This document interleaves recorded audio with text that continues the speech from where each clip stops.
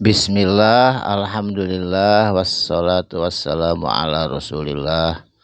Alhamdulillah patepang deui dinten ieu urang sadayana dina dinten Jumaah, insyaallah Jumaah anu barokah di 7 Agustus 2026, masih dina surat Asy-Syu'ara ayat ka 80 genepna.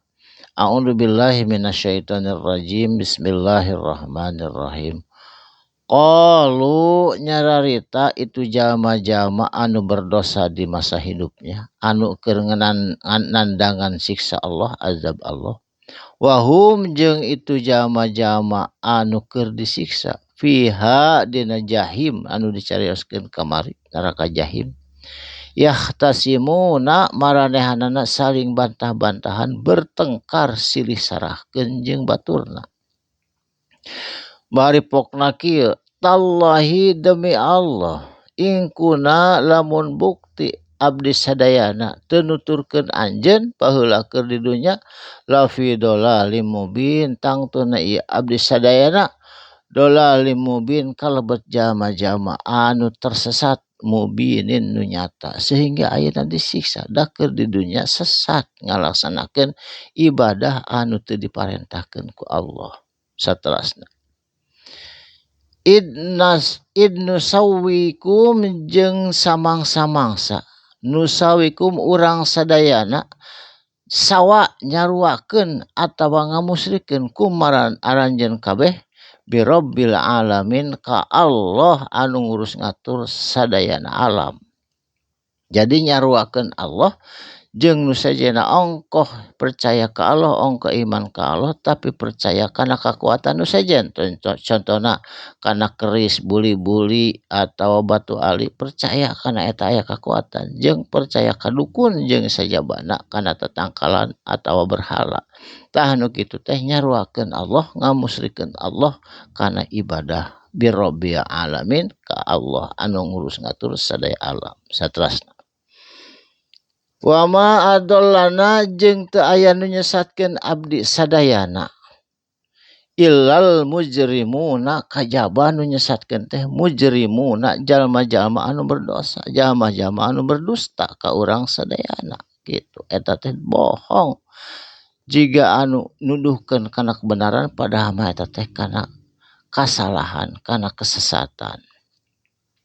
Saterasna, famalana mangka teu aya lana pikeun urang sadayana min syafiin tina saurang geus nu bisa nyafaatan. Teu aya ieu teh bari disiksa teh teu aya nu bisa nyafaatan.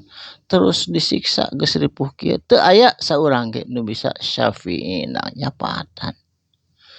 Kitu sabab dosana bergelimang keur di dunya. Wala sodiqin hamim jeung teu aya sodik, teu aya babaturan, teu aya besti atawa best friend. Sodikin hamimin nyaeta besti atawa best friend anu bisa nulungan ayeuna geus da akhirat. Eueuh saurang genan besti atawa teman karib atawa best friend keur di dunya teh teu aya, menghilang samangsa-mangsa keur disiksa mah. Falau anna mangka lamun teh mah senyana lana urang sadayana karotan bisa balik deui ka mana ka dunya sadetik we cenah. Panakunanna tangtuna abdi sadaya minal mukminin kalebet jalma-jalma nu iman, ngan hanya ka teu bisa pulang deui ke dunya. Sok sanajan merasa tidak beriman tak lagi bisa pulang ke dunya, da tos disiksa di akhirat teu tiasa euih deui. Tah ayeuna kedah urang da engke mah penyesalan anu tiada berarti di akhirat mah. Saterasna, inna fi zalika sanyana dina ieu kajadian, dina ieu perkara, dina hikayahna Nabi Ibrahim, la ayatan eta teh bener-bener aya tanda-tanda kakawasan Allah. Wa makana jeung teu bukti itu jalma-jalma aksarahum kalolobaanana itu jalma-jalma mukminina. Jadi seseueurna mah nu teu iman we anger sanajan tos diebrehkeun ge anu aya 8 miliar di dunia ieu ngan kurnu iman mah jigana saparona ge henteu. Tah eta tos dicatet dina Al-Qur'an, inna rabbaka sanyana ari pangeran anjeun tegasna Allah subhanahu wa ta'ala lahwa nyata bukti sanyana pasti huwa itu Allah Al-Azizu nyaeta anu maha perkasa Ar-Rahimu sareng Allah anu maha asih ka makhluk sadayana. Insyaallah patebang deui dinten anjing dinten Sabtu kalayan urang sadayana dipaparin kasehatan kaberkahan oge panjang yuswa bari rezeki anu jembar. Barakallahu li wa lakum mugi aya manfaatna. Shadaqallahul azim. Wassalamualaikum warahmatullahi wabarakatuh.